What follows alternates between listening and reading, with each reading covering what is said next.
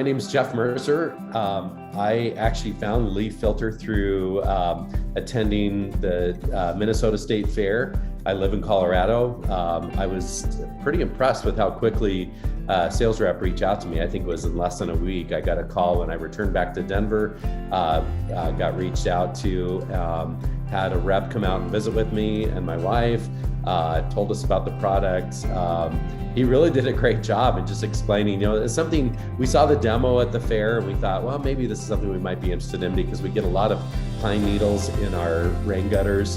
And he just showed me with the patented technology and the lifetime warranty and everything that comes with LeafFilter. We were really sold on it. We weren't ready to make a purchase, but we just thought he did such a great job in explaining the benefits of it. And I love the idea of not having to pull pine needles out of my rain gutters every year. We have a 2-story house.